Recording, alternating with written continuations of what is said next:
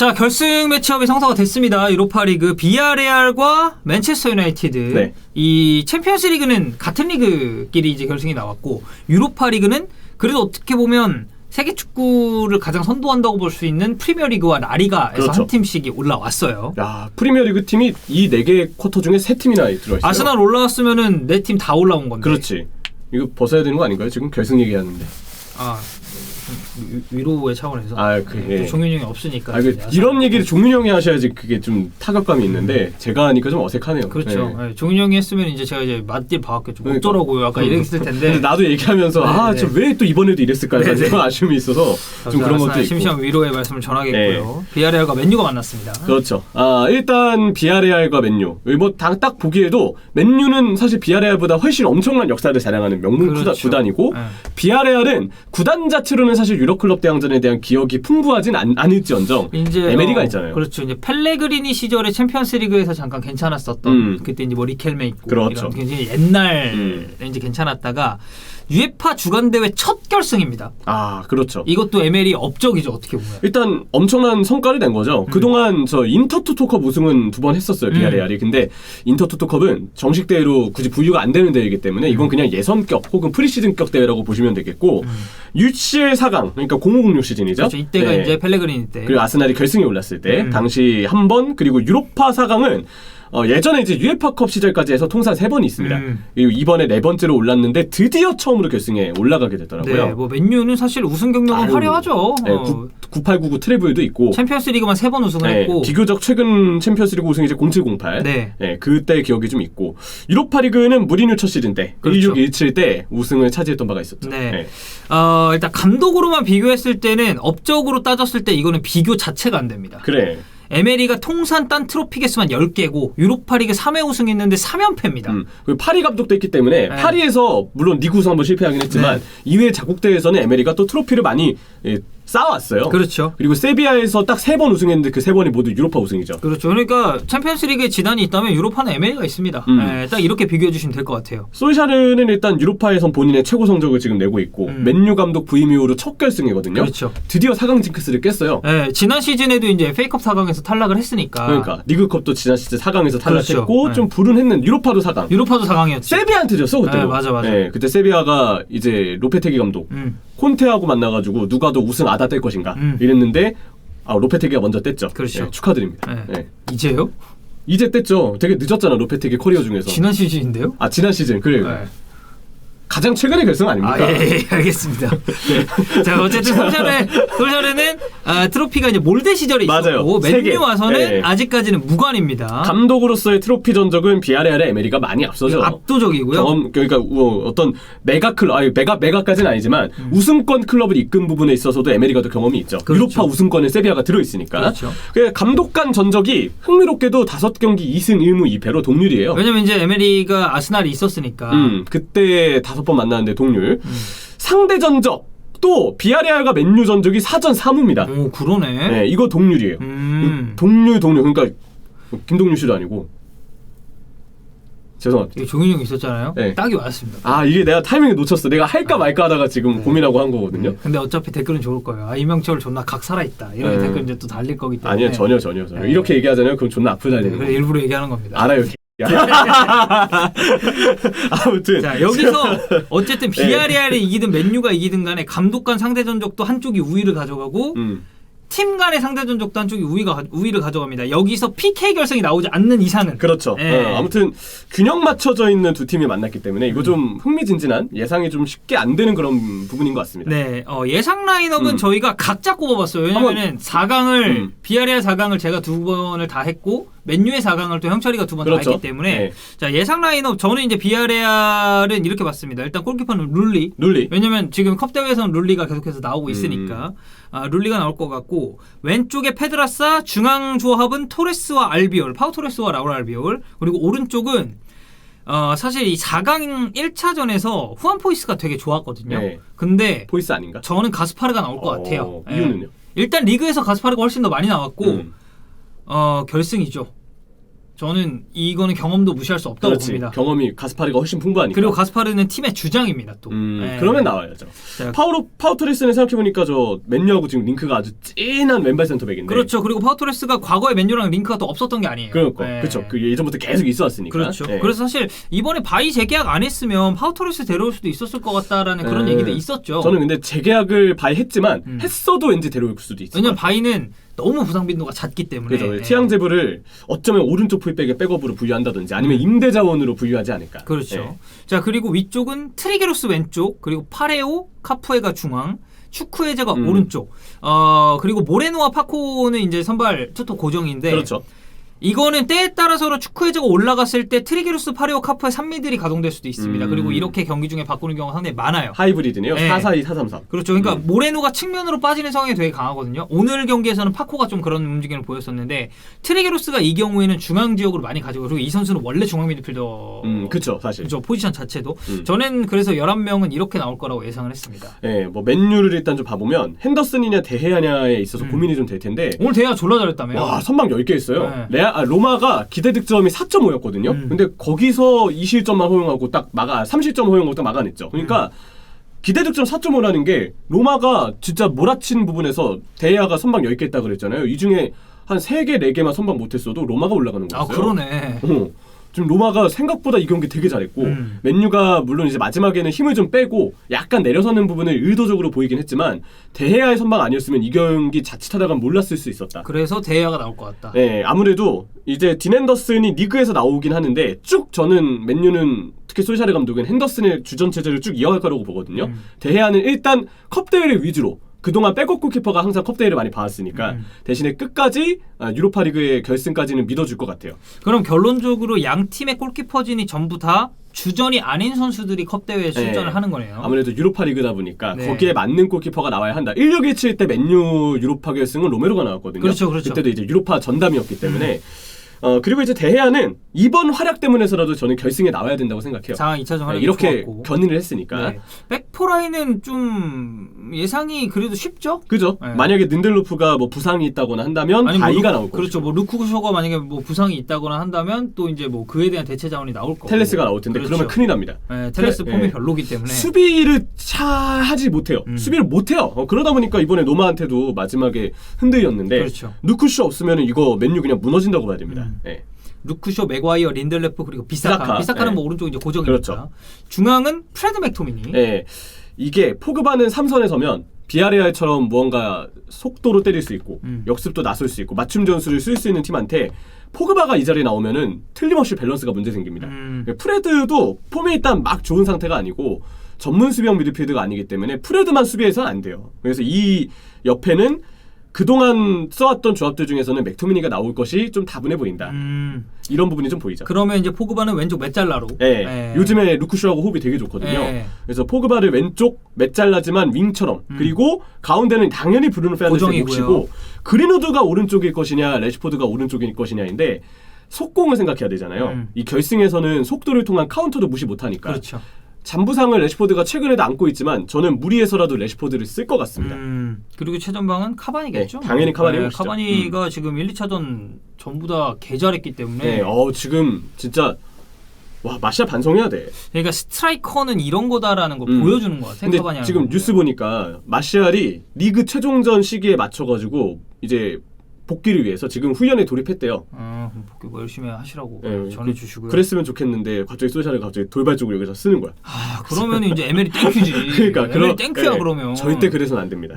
자, 그래서 양 팀의 예상 라인업은 저희가 이렇게 비교를 해봤고, 저도 그러니까 딱 보면 비아레알도 일단은 파레오의 가장 유력한 파트너는 올 시즌 코크랭보다는 카프에가 더 많이 나오고 있고 역할 분담이 꽤 괜찮아요.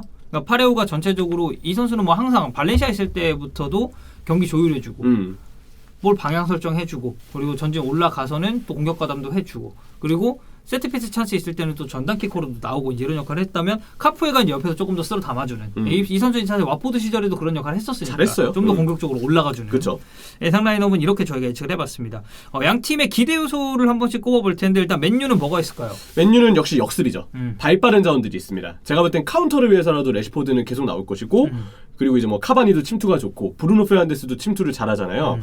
역습을 할 수 있는 역량은 아주 뛰어난 팀이에요. 그렇죠. 기본적으로 속도가 있으니까. 비아레알이 라인을 올릴지 어떨지 모르겠지만 라인을 올릴 시에는 필연적으로 맨유가 재미를 볼 것이다. 이런 부분이 좀 있어요. 왜냐하면 알비올 쪽의 속도가 좀 늦다 보니까 기본적으로 맨체스터 유나이티드가 상대가 라인을 올려요. 그러면 아주 기분 좋게 그쪽 뒷공간을 공략할 가능성이 더 클 거라고. 그러니까 딱 그거예요. 파우토레스, 라울 알비올 둘 딱 놓고 보면은 분명히 기동성이나 속도는 어느 정도 떨어지는 조합이다라고는 볼 수 있죠. 그렇죠. 네. 그리고 또 하나 맨유는 왼쪽 빌드업이 기가 막혀요. 루크쇼 그리고 왼쪽 윙으로 나설 가능성이 높은 포그바, 왼발 쓰는 프레드. 이 세 명 간의 연계 플레이를 통해서 또 맥과이어도 있으니까 그렇죠. 왼쪽에서는 어떻게든 빌드업이 풀리거든요. 웬만한 팀이 압박을 해도 왼쪽 빌드업만큼은 맨유가 자신할 수 있다. 이런 부분이 있습니다. 그러니까 이게 왼쪽 빌드업이 좋다 보니까 그래서 저는 아까 예상 라인업 말할 때도 추쿠에자랑 가스파르를 얘기를 한 게 기동성으로 추쿠에자가 쫓아 붙어야 돼요. 어쨌든 수비 가담을 많이 해줘야 돼요. 여기에 이제 다른 자원이 나왔을 때는 속도 경쟁력에서 떨어질 수가 있고 그리고 가스파르가 그래도 기본적으로 올라가기도 하지만 이 선수가 수비력도 괜찮거든요. 하는 거 보면. 그렇기 때문에 이런 맨유 역습 막기 위해서라도 저는 가스파르 선발을 이제 예상을 해봤고 아무래도 비아레알 같은 경우는 트레게로스가 보통 마무리 패스를 찔러주는 역할입니다. 파리오가 그렇죠. 조금 더 뒤쪽에서 머무는 역할이고 그러다 보니까 이 트레게로스의 마무리 패스 그리고 모레노와 파코 알카세로 콤비네이션 이게 비아레알의 주 공격 루트예요. 특히 트레게로스랑 모레노 이 두 선수 조합이 굉장히 위협적이고 근데 이제 이건 일단 이제 걱정 요소에서 이야기를 할 텐데 모레노 득점 의존도가 좀 심한 건 있어요. 근데 그만큼 바꿔 얘기했을 때는 모레노가 골을 잘 넣는다. 지금도 시즌 20골 넘었거든요. 리그 기준으로만 했을 때. 중요할 때 한 방 해주는 선수들이 이런 큰 경기에서도 강한 법이죠. 그렇죠. 그리고 또 하나의 강점은 세트피스 수비입니다. 올 시즌 코너킥 포함해서 세트피스 실점이 6개밖에 안 됩니다. 이거는 뭐 에메리 감독이 준비를 잘해오는 부분도 있을 것 같아요. 네, 그렇죠. 그리고 뭐 기본적으로 토레스랑 알비올이 그러니까 뭐 토레스가 제공권에 있어서 완전 강점이 있다고 볼 수는 없거든요. 그래도 기본적으로 봤을 때 페드라사 같은 경우도 키가 작지 않고 공중볼 경합을 붙였을 때 따낼 수 있는 유용한 자원들이 꽤 있어요. 비아레알에 보면 사실 모레노도 머리 잘 쓰거든요. 그렇죠. 그리고 어쨌든 아무리 공중볼 처리가 조금 떨어지는 센터백이라 해도 기본적인 키가 있으면 그렇죠. 상대 킥한 공격수나 수비수한테 대칭시키기가 좋거든요. 맞아요. 거기서 그냥 대인 수비만 해줘도 충분히 어느 정도 위협을 줄 수 있는 부분은 분명히 있는 거죠. 네. 그리고 이제 걱정 요소를 한 두 가지 정도 저희가 볼 텐데 일단 비아레알 얘기를 먼저 해보자면 아까 얘기했었던 거 양날의 검입니다. 모레노에 대한 이 득점 의존도. 모레노가 막혔을 때 이걸 누가 뚫어줄 것이냐. 파코가 파트너로 나오고 있긴 하지만 골수 차이가 많이 나요. 이 두 선수 간에. 그러다 보니까 모레노가 더 살아나야 비아레알은 잘 되는데 솔직히 맨유, 솔샤르 감독 이거 모르겠습니까? 당연히 알죠. 모레노 쪽 압박하고 묶을 거 뻔한데 그래서 모레노가 조금 더 저는 측면으로 동선을 많이 가져갈 수도 있다고 봐요. 그러면 모레노를 막기 위해서 에릭 바이를 쓸 가능성이 있을지도 좀 궁금하네요. 저는 근데 그러진 않을 것 같아요. 왜냐면 그러니까 바이가 나오면 물론 발 빠르죠. 근데 사실 그렇게 해서 모레노에게 집중했을 때 그러니까 수비력으로만 놓고 따지면 저는 맥과이어 린델리프가 최상의 조합이라고 생각하거든요. 근데 만약에 진짜 모레노만 생각해야 된다라고 하면은 바이를 쓸 수도 있을 것 같은데 여기는 추쿠에즈도 있고 트리기로스도 있고 파코도 있고 어쨌든 골을 넣을 수 있는 선수들이 되게 분산돼 있긴 해요. 그러니까 압도적인 득점 1위는 모레노지만 그렇다고 해서 뒤에 있는 선수들이 득점 능력이 떨어지거나 득점을 아예 못하냐? 그건 아니기 때문에. 하긴 바이가 대인 수비했던 경기를 보면은 다 상대가 원톱이었거든요. 그런 걸 좀 생각을 해보면 비아레알은 지금 원톱에만 집중되는 구조가 아니잖아요. 기본적으로 투톱이고 때로는 쓰리톱 형태로 변하니까. 이러면 혹시 비아레알이 압박을 받았을 때 좀 약한가요?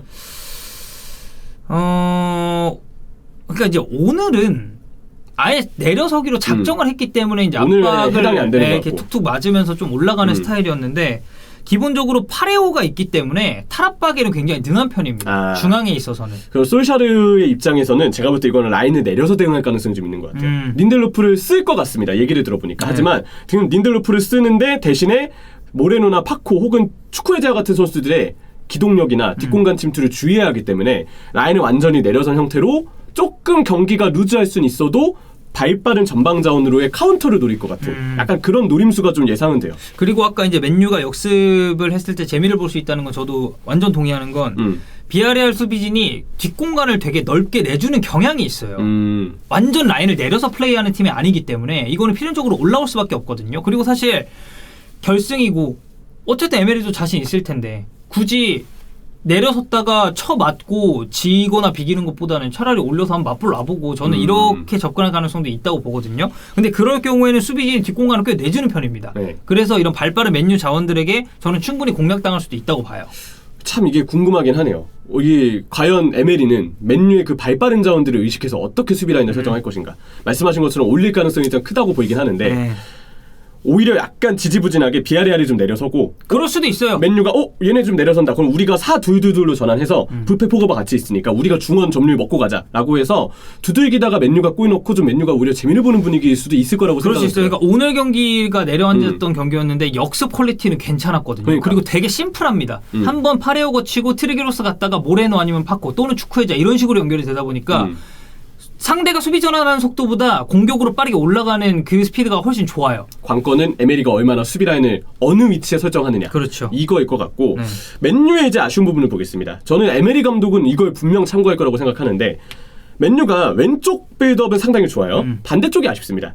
비사카, 맥토미니, 레시포드 혹은 그린우드. 그러니까 왼쪽이 좋은 만큼 오른쪽에 대한 그거는 조금 떨어진다. 네. 일단 맥토미니가 너무 오른발로의 어떤 패스에만 의존하는 부분이 있고 그 패스마저도 불확실해요. 미스가 좀 많거든요.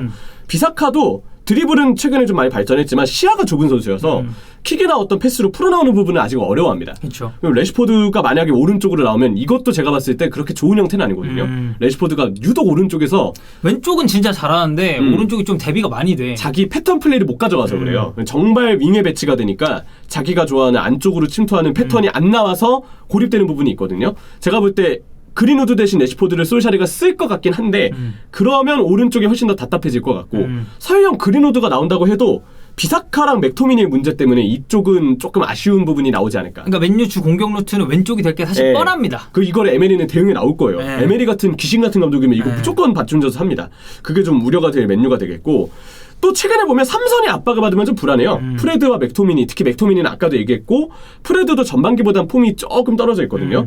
아직은 전문 홀딩 미드필드가 없기 때문에 필연적으로 프레드 맥토미니가 압박을 받았을 시에는 조금 불안할 수 있다. 그래서 저는 에메리가 어떻게 수비 라인을 잡느냐에 따라서 이 경기가 많이 판가름지어질 거라고 보이는 이유가 에메리가 수비 라인을 올리면 필연적으로 압박을 하겠다는 뜻인데 그 압박에 프레드 맥토미니가 은근 고전할 가능성이 클 것 같아요. 견딜 수 있느냐. 네. 비아레알도 전방 압박이 아예 없는 편은 아니거든요. 그러니까요. 대신에 여기서 또 들여다봐야 되는 건 에메리가 라인을 올리면 올린 만큼 뒷공간에 대한 위험도가 생겨서 여기선 또 맨유의 전방 자원들이 재미를 볼 공산도 커진다는 거죠. 그렇죠. 결승까지 올라온 두 팀이기 때문에 어디가 일방적으로 흐름을 잡을 거다라는 예상은 쉽지 않고 그리고 맨유가 이제 세트피스 수비가 약간 불안하다고 했는데 근데 비아레알은 세트피스 나쁘지 않습니다. 세트피스 공격할 때. 왜냐면 대부분의 세트피스가 1차적으로는 모레노의 머리를 보고 이 세컨볼이 나왔을 때 집중력도 되게 괜찮아요. 왜냐면 아스날 1차전도 보면 코너킥 나왔고 모레노 머리 거쳐서 알비올이 골을 넣었잖아요. 이런 것만 봐도 어느 정도 패턴이 정해져 있는 듯한 느낌이기 때문에 이거는 비아레알 입장에서는 좀 반가운 소식이 될 수가 있겠네요. 네, 맨유가 세트피스 수비가 약하죠. 이건 좀 지적을 받아도 문제입니다.